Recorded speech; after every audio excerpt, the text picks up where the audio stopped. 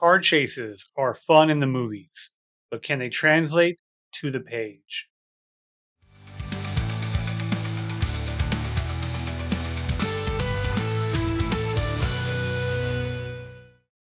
Welcome back to Writer's Theory. I'm James Winterthorn, and in this video, I'm going to talk about car chases, specifically how we might write them. Now, this is part of my ongoing action series or how to write action series. And in the last one, we did something I'm very comfortable with, which is how to write action with magic. And the one before that was sword fighting.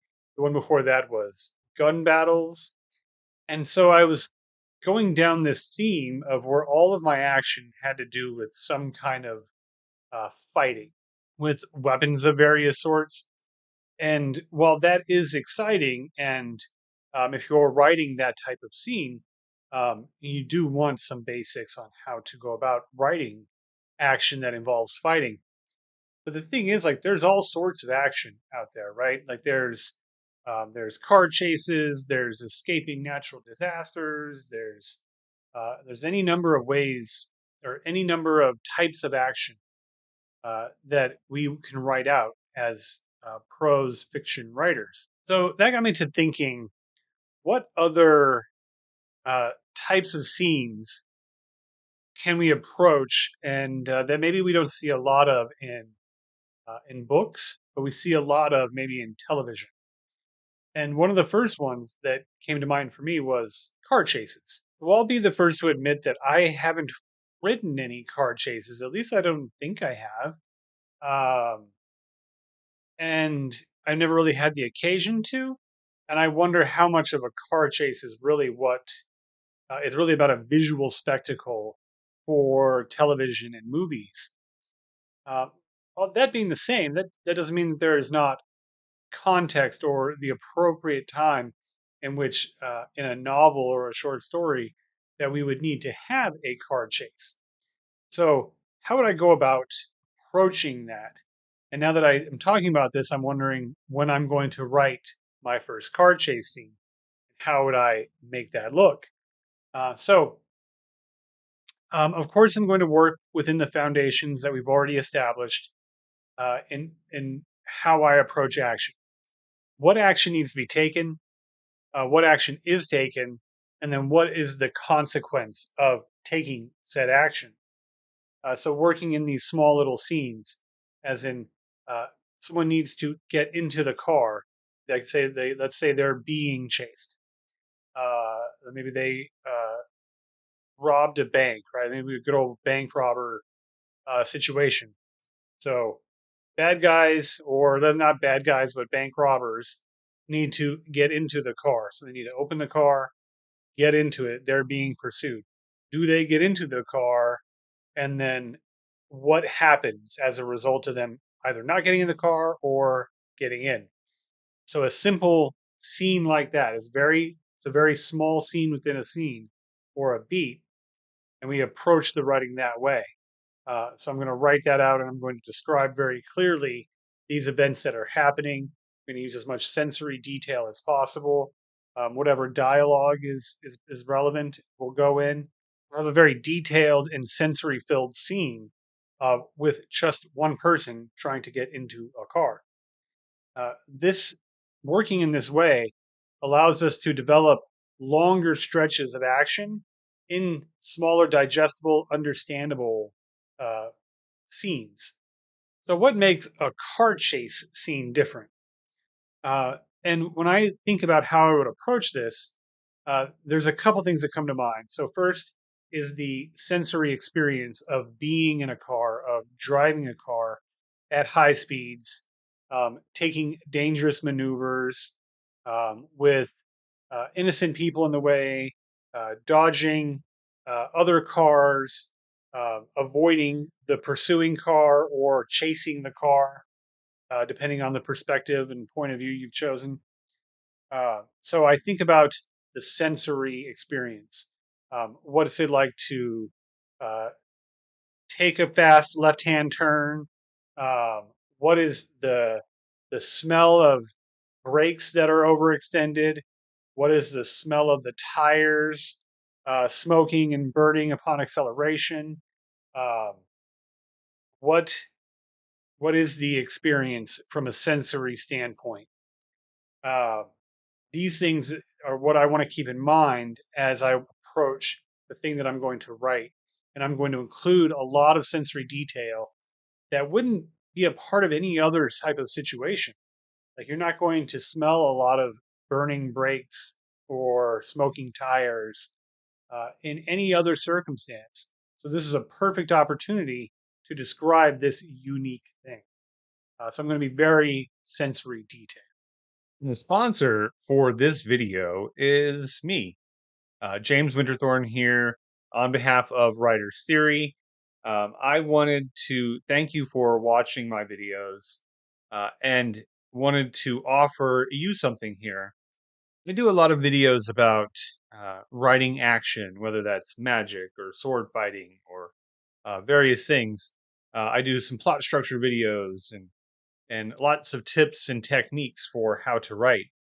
So I wanted to present the opportunity for you to write something and to potentially be featured here on YouTube. So I'm giving you the opportunity to join my Fiction Bootcamp. In a weekend, you can polish up your skills and build foundational fiction writing skills in description, dialogue, character development, world building, and of course, action. This will take about a weekend. You can take as long as you want, but you can do this in a weekend. You walk away with a unique story based off of the things that you do in the class. You can upload that story, and every quarter, so every 3 months, I will take a student's story and I will feature it here on YouTube. I will do a storyboard, so there'll be unique images, and I will do an 11 Labs read. So you'll have a narrated uh, storyboard version of what you write, potentially posted here on YouTube. And you can do all of this for less than my last DoorDash order.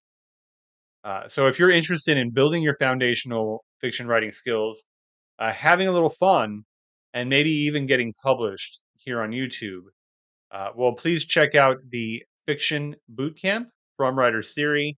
I will place the link below. So let's get back to that video. The other thing that I would approach, and this is going to be character specific, right, is the driving experience.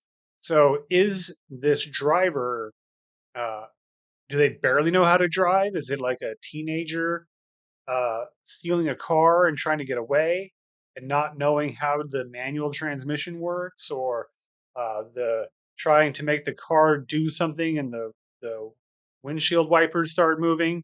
Like, is it that level of competence for the driver, or are we all the way up to like professional escape drivers or drivers for a professional crew, where they know exactly how the car is going to behave, when to pull the e-brake to slide the car, uh, when to shift down and do the various maneuvers that a professional driver might take.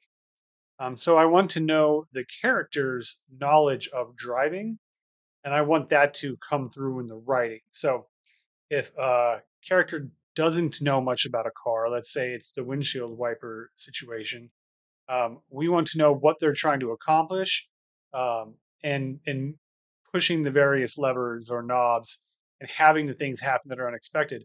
But we don't want to necessarily say uh, Johnny turned on the windshield wiper fluid. It would be more of um, describing his state of panic and trying to get the car to move and flipping whatever switch, and then this thing happens. We don't want it's I think it's better to approach this from a very nuanced point of view that gets the panic across versus describing what a bumbling fool they might look like. If the character is more knowledgeable, more experienced, well, then we want to know the mechanics of it. We want to know that the car is being launched in at 4,000 RPMs, and we want to hear the tires screeching, and we want to know when the clutch is placed and the gear goes into we shift into the next gear. We want to know at what point in the turn the handbrake needs to be thrown to put the car into a skid. We want these kind of mechanical details because the character knows these things. I'm also careful to not fall into a trap here and try to describe something that I don't know what it is. Um, car like cars and the car community uh, are very knowledgeable about these things. So when we're inaccurate about our descriptions, you're probably going to hear about it. So do some research. Make sure that what you're saying makes sense. If you yourself are not familiar with the car chase, um, like understand how cars work when they come into contact with each other. Like this is both sensory and that mechanical aspect. Are you going to have the cars bumping into each other and trading paint? Are you going to try a pit maneuver on one of the cars to get the other car to stop? Are they going to crash into each other? Leaves lots of opportunity for both mechanical understanding and for sensory experience. So these are the things that I would think about from a detailed writing perspective. This leads me to probably the most important aspect of certainly car chases, really any kind of action sequence, but particularly car chases. So we think about a car chase and what's happening in a car chase. Generally, one person or group is trying to escape another. This is generally how this works. One party is trying to get away, another party's in pursuit. So, what does that lead us to? There's a reason this one group needs to get away. So we have stakes. We have something at stake.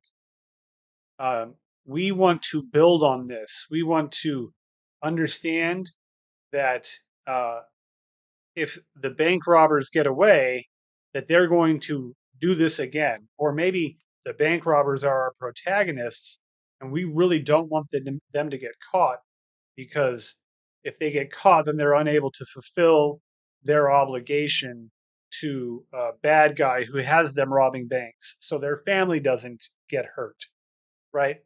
We want to allude to the reason for the car chase, and we want to keep the stakes very high. Um, that way, there's the reader's really engaged, and the reader wants a certain outcome. And whether you deliver that or not is up to you. But that desired outcome needs to be front of mind in any action sequence you do, and especially during a car chase. So there's lots of things to consider here. Um, this one point of view is huge. So, is your character uh, the fleeing vehicle, or are they the pursuing vehicle? Are they perpetuating these crimes because of a bad guy that's forcing them? Are they uh, crooked cops chasing criminals to extort them for money? Uh, like all sorts of situations can play out. And if you take the approach of um, what's at stake first, you're going to end up with a much more detailed, much more meaningful action sequence. In this case, a car chase. So those are my thoughts on how to go about writing out an action-filled car chase. I can't think that I don't think I've read a good car chase. So I'm really curious if you've read a great car chase. Let me know in the comments what you've read. Let me know if you've taken this approach to, or you've written out something like this, and how you went about doing that. I'm really curious about this since this is not one that I've done quite yet, but I will. I will definitely make it a reality in my future. So thank you for watching this video to the end. If you like this video and you would like to see other writing related content or would like to follow my writing journey here on YouTube, well, please like and subscribe. I try to put videos out every week. So I'll see you in the next one.